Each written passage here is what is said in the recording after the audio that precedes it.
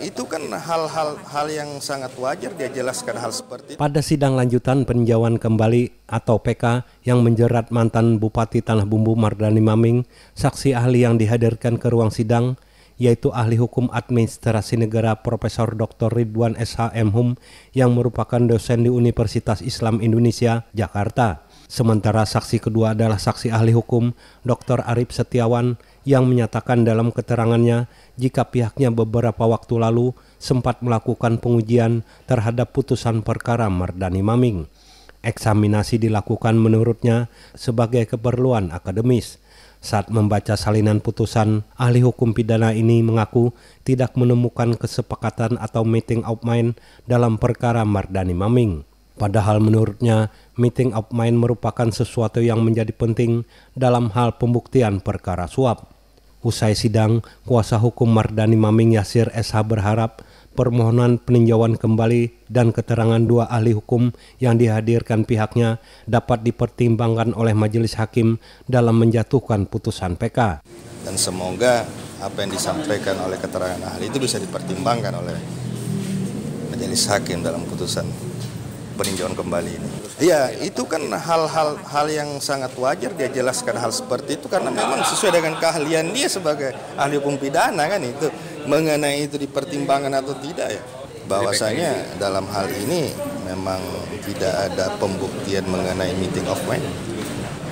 Itu sehingga dalam suatu keterangan saksi itu hanya berdiri sendiri dari pihak dihadirkan oleh DPU itu. Jadi itu poin di PK lah. Kalau poin di PK itu kan ada beberapa poin mengenai kehilapan hakim, terus mengenai pertentangan putusan. Sementara itu ditemui terpisah usai sidang, Jaksa KPK Grapek Lasorte mengaku tidak sependapat dengan keterangan dua ahli hukum yang mengatakan tidak ada meeting of mind dalam perkara suap Mardani Maming. Dalam konteks itu tentu untuk membuktikan ada tidak perbuatan terdakwa, yang pertama kami lakukan adalah ada tidak meeting of mind-nya. Nah, cuman memang dari sisi akademisi untuk menilai ada tidak meeting of mind-nya itu berbeda-beda cara pandangnya. Cara pandang akademisi A dan akademisi B itu berbeda pandang. Itu tadi sudah dibuktikan. Ahli mengatakan A, sudut pandangnya A, ahli B mengatakan sudut pandang B. Tapi itu hal yang biasa. Tapi kami selaku penuntut umum sedari awal meyakini bahwa meeting of mind dalam perkara ini itu tidak terwujud dalam bahasa terang benderang, tapi dalam bahasa sembunyi-sembunyi. Itulah yang dimaksud dalam konteks kesepakatan diam-diam. Nah, tentunya dalam hal itu kami menyampaikan bukti-bukti yang mendukung tuduhan itu, dan bukti-bukti itu kami ajukan melalui berbagai macam alat bukti. Keterangan saksi, keterangan ahli, bahkan alat bukti surat dalam bentuk rekening koran yang sama-sama kita lihat bersama dalam persidangan terdahulu.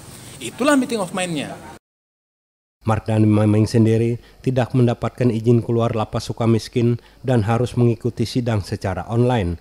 Padahal menurut Ketua Majelis Hakim Suwandi, Pengadilan Tipikor Banjarmasin telah bersurat untuk menghadirkan terpidana ke ruang sidang.